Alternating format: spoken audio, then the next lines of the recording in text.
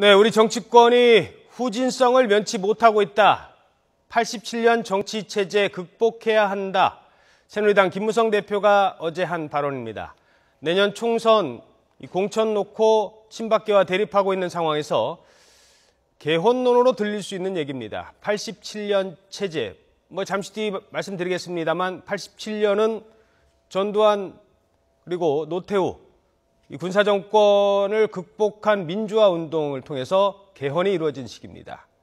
이 문제 자세히 다뤄보겠습니다. 최진영 변호사, 추은호 YTN 해설위원 자리에 함께했습니다. 안녕하십니까? 네, 안녕하십니까? 예.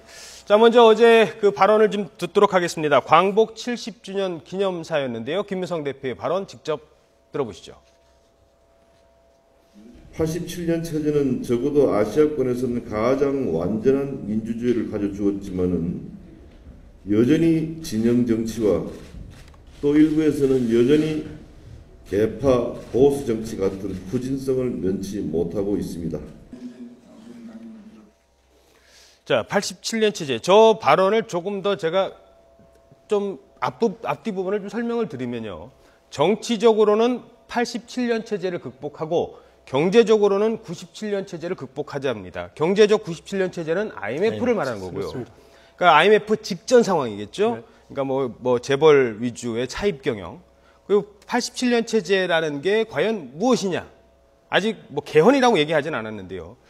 추 의원께서 보시기엔 어떻습니까? 예, 87년 체제라는 것은 다 아시다시피 그때 그 시민사회들이 그 민주항쟁으로 인해서 대통령 직선제를 얻어낸 것이 핵심이었죠. 그렇죠. 이한열, 박종철 사건. 그렇습니다. 예. 그래서 그 형성된 체제가 그래서 헌법 개정이 이루어지지 않았습니까? 구차 개헌이 이루어졌는데 그 체제가 지금까지 유지되고 있는 형태죠. 그러니까 5년 단임의 대통령 직선제 체제가 권력 구조로 보면 그렇고, 그리고 어떻게 보면 이제 국회 권력으로 보면은 그 당시 중선거 구제에서 한 명을 뽑는 소선거 구제로 바뀌었고, 또 그때 1로 3김 체제, 그 권력 다툼을 하지 않았습니까? 그렇죠. 그래서 지역 감정, 지역 분할에 의한 체제가 고착된 체제. 그러니까 지금의 개파 정치, 보수 정치가 고착화된 것이 어떻게 보면 87년 체제라고 볼 수가 있겠습니다. 자, 그러면 김무성 대표가 말한 87년 체제 극복이 이퀄 개헌이냐? 이 부분에 대해서는 어떻게 생각하십니까? 당연히 그렇습니다. 그러나 한 정치인의 발언을 놓고 볼 때 그 발언의 내용도 중요하지만은 어떤 시점에서 발언을 했느냐, 또 어떤 자리에서 발언을 했느냐가 그 종합적으로 이렇게 판단해야 된다고 저는 개인적으로 생각하는데, 물론 그 김무성 대표라는 그 여당 대표, 그리고 지금 시점은 친박과 또 그 김무성 대표가 공천 룰을 싸고 첨예하게 대립하고 있는 이 시점에서 보면은 이것이 또 민감하게 받아들일 수도 있습니다. 개헌론을 다시 불지피는 것이 아니냐라고 생각할 수도 있고요.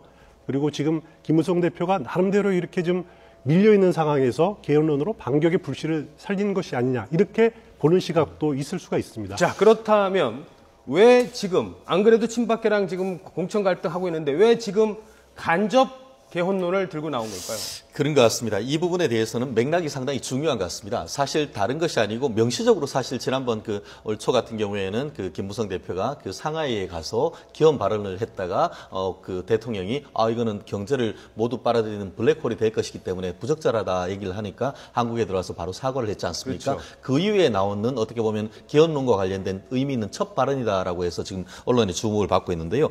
저는 그런 것 같습니다. 이것에 대해서 김무성 대표의 비서실장이라고 할 수 있는 김학용 의원 같은 경우에는 펄쩍 뛰면서 정치개혁의 필요성을 얘기를 했는 것이지 이것이 개헌을 얘기를 했는 것이 아니다, 이렇게 지금 반론을 하고 있고, 물론 그 부분에 대해서 지금 윤상현 정무특보, 이른바 친박의 실세라고 할 수 있는 분 같은 경우에는 지금 이 시점에 왜 이른바 개헌의 불떼기론을 지금 하느냐라고 해서 불만을 퍼뜨리고 있는데요.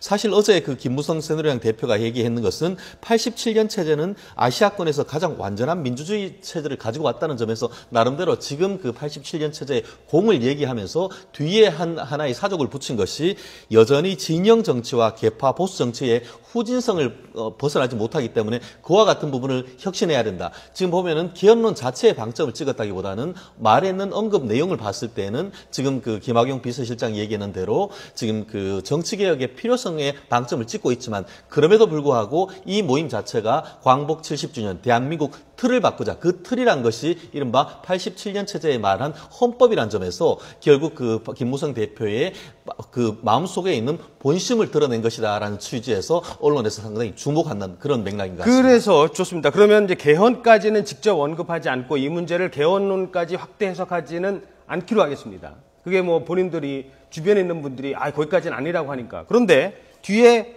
자 87년 체제가 민주주의를 가져다 줬지만 여전히 진영 정치와 개파 보수 정치의 후진성을 면치 못하고 있다라고 했을 때 개파는 친박계를 얘기하는 것 아니냐라고 얘기할 수 있는 거 아니겠습니까? 그럴 가능성이 충분히 큰 것이죠. 특히 지금 같은 경우에는 특히 내년 4월 달에 있는 총선에 공천권을 두고 개파 갈등, 물론 본인들 같은 경우에는 공천권을 국민한테 주느냐 그 방식에 대해서 얘기를 한다고 하지만 국민 입장에서는 이 공천권이라는 어떤 핵심적 권력 투쟁으로 비추는 상황에서 특히 뭐 사실 올 초 같은 경우에는 여당에서 비박계 특히 이제 김무성 대표가 당 대표로 선출되고 그 이후에 유승민 대표가 선출이 되는 이른바 비박계의 전체적인 흐름이라고 하면은 최근에 있어서는 친박계가 상당히 힘을 얻은 차원에서 지금 김무성 대표 같은 경우에는 이른바 피해자 코스프레를 한다는 말 정도로 상당히 어떻게 보면 수세에 몰려 있지 않습니까? 그런 상황에서 나름대로의 어떤 국면 전환을 할 수 있는 나름대로의 하나의 카드 거기에 더불어서 야당 같은 경우에도 특히 작년 같은 경우에는 그 선거가 없는 2015년이 기원을 위한 골든타임이다라고 예전에 했을 만큼 야당 측면에서도 정치개혁의 핵심으로서의 개헌론을 들고 나왔는데 그 부분에 있어서 야당의 힘을 빌릴 여지도 없지 않기 때문에 그런 맥락에서는 특히 친박에서는 이 부분 김무성 대표의 발언에 대해서 신경을 쓰지 않을 수 없는 그런 맥락인 것 같습니다. 그렇다면 개파의 본인이 피해자다 뭐 이런 얘기를 하는 걸까요? 어제 안 그래도 서청원 최고위원이 친박계의 맏형이라고 할 수 있는 서청원 최고위원이 월요일 날 최고위원 회의에서 가만 있지 않겠다 뭐 이런 얘기까지 오고 간 상황 아니겠습니까? 그렇습니다. 그러고 나서 이제 개파 정치 문제점을 지적했거든요. 저는 변호사께서 말씀하셨듯이 이 발언 자체가 이루어진 자리가 국회 미래전략위원회 발족을 앞두고 열린 대한민국 70년 광복 70년 틀을 바꾸자라는 주제에서 열린 자리이기 때문에 일반론적인 생각을 표현했다. 그렇게 분석을 합니다. 그리고 지금 현 단계에 친박계와의 갈등 뭐 이런 것들을 구체적으로 담고 있지는 않고 물론 속내는 드러냈지만은 예. 구체적인 현상을 가지고 이렇게 분석한 건 아니라고 봅니다. 그렇죠. 자, 뭐 알겠습니다. 이제 그 정도로 정리를 하고요. 지금 청와대 참모진 총선 얘기 간단하게 좀 해보도록 하겠습니다. 민경욱 전 대변인, 전광삼 전 춘추광장, 박종준 전 경호실 차장 뭐 이런 분들 얘기가 지금 나오고 있고 일부 2명은 이미 뭐 나오겠다고 선언을 했거든요. 참모들의 총선 출마 대통령은 어떻게 보실까요?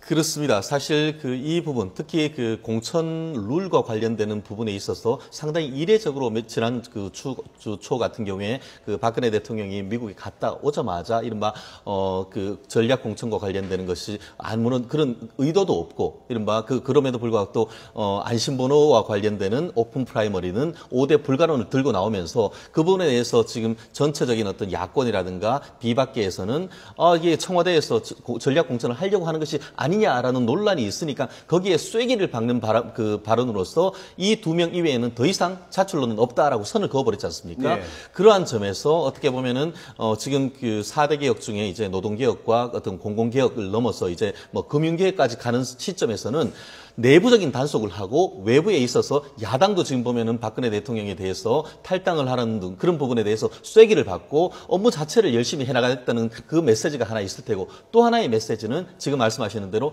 내부 단속이 되면은 결국은 지금 국무위원 겸 국회의원 분들이 여러 있습니다. 지금 최경환 부총리라든가 예. 황의호 부총리 그 외에도 김희정 여성가족부 장관 등이 있는데 예전부터 나온다 얘기를 하는데 그 부분에 대해서도 미리 쐐기를 받고 열심히 일하는 이른바 순장조로 같이 가자는 그런 메시지를 던졌기 때문에 그렇죠. 결국은 내부용과 대외용으로 해서 청와대로서는 상당히 의미 있는 한 수를 던졌다 이렇게 볼 수가 있을 것 같습니다.